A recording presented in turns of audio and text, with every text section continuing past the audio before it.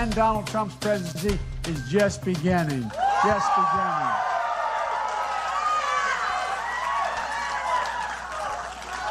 Thank you. It is important that Iowa and Nevada... Now, Sleepy Joe would say the unemployment rate in the great state of Ohio... No, you're in South Carolina. Joe, you're in South... They come up with you. Ever see the guy that... No, it's South Carolina. It's not Ohio. Okay. Then he goes, all right, Iowa? Did you say Iowa? No. I'm here to ask you for your help. Where I come from, you don't get far unless you ask. My name's Joe Biden. I'm a Democratic candidate for the United States Senate. Look me over. If you like what you see, help out. If not, vote for the other guy. Give me a look, though, okay? That's all I've really got to say to you. I got 2 minutes and 30 seconds left. I'm looking at the clock down here. I am officially running for President of the United States. I will be the greatest jobs president that God ever created. Turn now to national security and the foreign policy issue that has such a direct impact here at home, the U.S. relationship with China, trade, and President Trump's tariffs. We received more than 100 questions from viewers wanting to know how all of you are going to handle these tariffs. We're either going to make the policy or China's going to make the rules of the road. We make up 25% of the world economy. We need another 25% to join us. The problem is they're stealing our intellectual property. The problem is they're violating the WTO. They're dumping steel on us. That's a different issue than whether or not they're dumping agricultural products on us. In addition to that, we're in a position where if we don't set the rules, we, in fact, are going to find ourselves with China setting the rules. And that's why you need to organize the world to take on China, to stop the corrupt practices that are I beat China all the time. When was the last time you saw a Chevrolet in Tokyo? But we have people that are stupid. I like China. I just sold an apartment for $15 million to somebody from China. Only a few weeks ago, the deadliest massacre of Latinos in modern U.S. history happened in this state, in El Paso. So the fear among Latinos, and you know this, is very real. So let me start with an issue that is causing a lot of division in this country, immigration. Vice President Biden, as a presidential candidate in 2008, you supported the border wall, saying, unlike most Democrats, I voted for 700 miles of fence. This is what you said. Then you served as vice president in an administration that deported 3 million people, the most ever in U.S. history. Did you do anything to prevent those deportations? In a circumstance where, if in fact you say you can just cross the border, what do you say to all those people around the world who in fact want the same thing to come to the United States and make their case, but they don't, that they have to wait in line? The fact of the matter is, you should be able to, if you cross the border illegally, you should be able to be sent back. It's a crime. Now, Republicans and Democrats must join forces again to confront an urgent national crisis.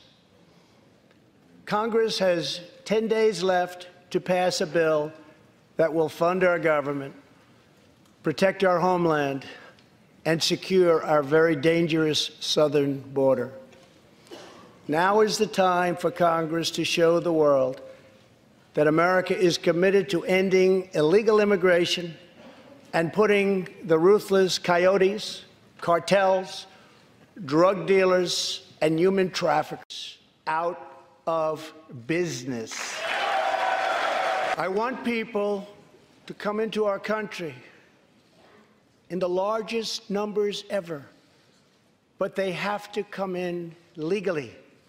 Wealthy politicians and donors push for open borders while living their lives behind walls and gates and guards. Let's turn now to Afghanistan. Confidential documents published last week by the Washington Post revealed that for years, senior U.S. officials misled the public about the war in Afghanistan. And do you believe that you were honest with the American people about it? The reason I can speak to this, it's well known, if any of you followed it, my view on Afghanistan. I was sent by the president before we got sworn in to Afghanistan to come back with a report. I said there was no comprehensive policy available. And then I got in a big fight for a long time with the Pentagon because I strongly opposed the nation-building notion we set about. Rebuilding that country as a whole nation is beyond our capacity. I argued from the very beginning that we should have a policy that was based on an anti-terrorism policy with a very small footprint that, in fact, only had special forces to deal with potential threats from that territory to the United States of America. The first thing I would do as President of the United States of America is to make sure that we brought all combat troops home, entered into a negotiation with the Taliban, but I would leave behind special forces in small numbers to be able to deal with the potential threat unless we got a real good negotiation accomplished to deal with terrorism. That's been my position from the beginning. That's why I think Secretary Gates and some members of the Pentagon weren't happy with me. Mr. Biden, the question was about your time in the White House, though. And I'm talking about the White House. In that Washington Post report, there's a senior national security official who said that there was constant pressure from the Obama White House to produce figures showing the troop surge was working, and I'm quoting from the report here, despite hard evidence to the contrary. Because we've been there for 19 years, and everybody would like to see it happen. I was actually surprised. I thought we're pretty close. We'll see what's going on. We've got 2 days now under our belt without violence, or I guess a minimum of violence. But there's been tremendous praise for the fact that we're doing something. You know, other administrations have tried to do something. In particular, the previous administration, for a long time, they were never able to get anything done. And we're really serving not as a military force as we are a police force. And we're not a police force. They have to police their own country. We're not a police force. It's like law enforcement. And that's the way it is. So we'd like to, after 19, I can tell you, after 19 years, we'd like to bring our young people back home, bring them, that's where they want to be. And we'll always have intelligence there. We'll have other things there. But we'd like to bring them, for the most part, we'd like to bring them back home. We want to watch the area. The area is a hotbed of problems. And when we bring them home, we'll let them know that if something happens, we will hit them so hard. And we could win that easily if I wanted to kill millions of people. I don't want to kill millions of people, innocent people.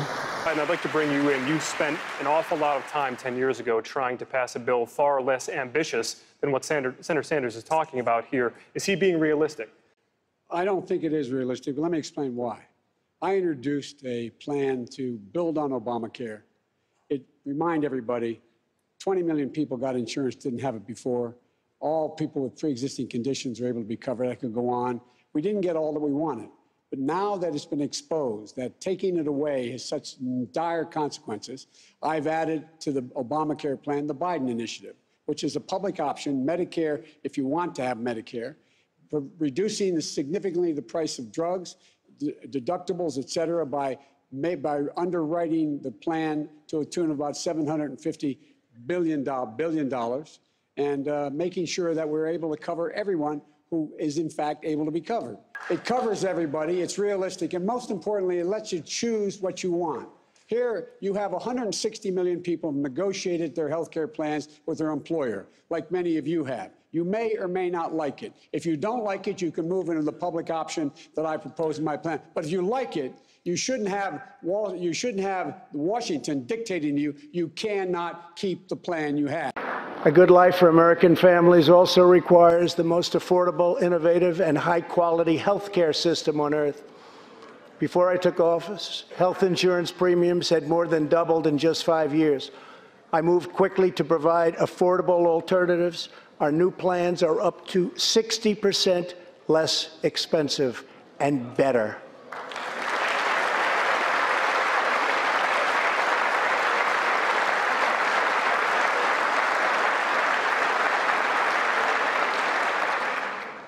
I've also made an ironclad pledge to American families. We will always protect patients with pre-existing conditions. The American patient should never be blindsided by medical bills. That is why I signed an executive order requiring price transparency. Obamacare is a complete and total disaster. They can say what they want.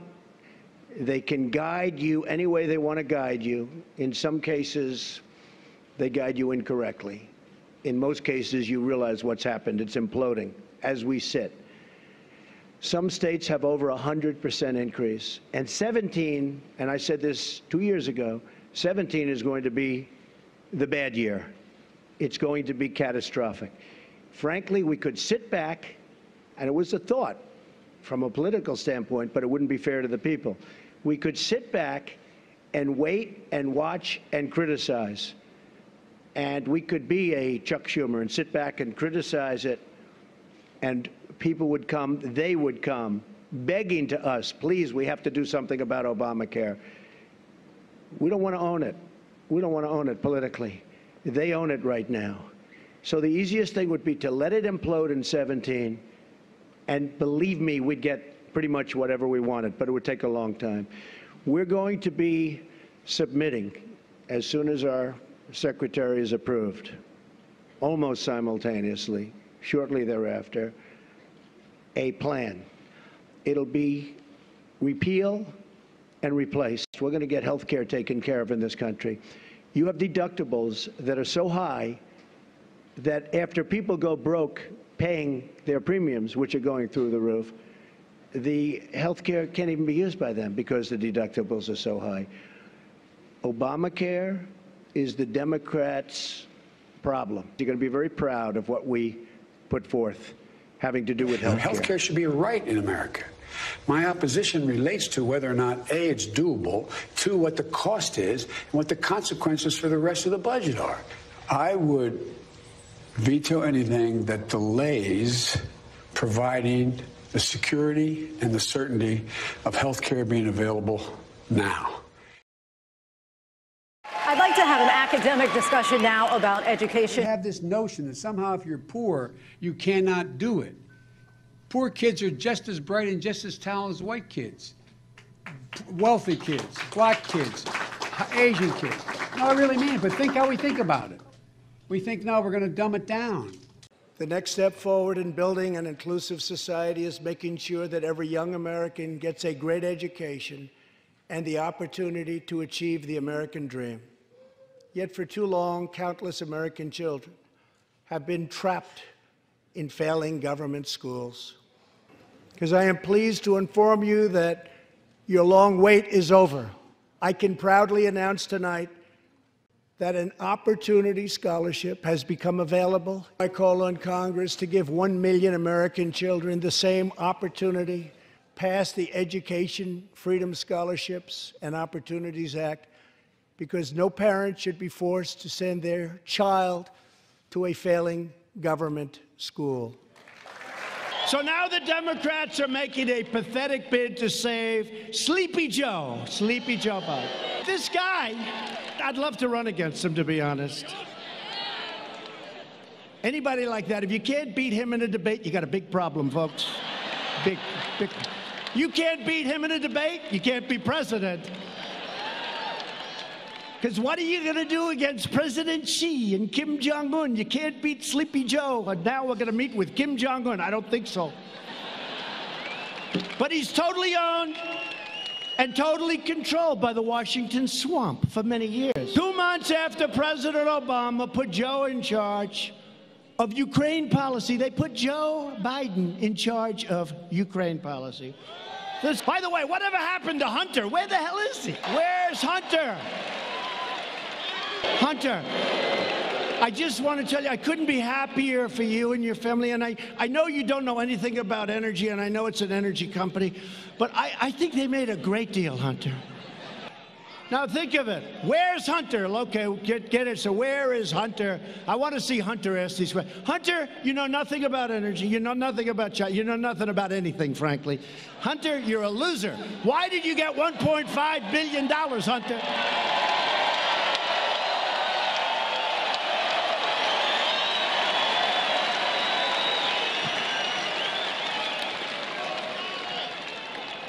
And your father was never considered smart.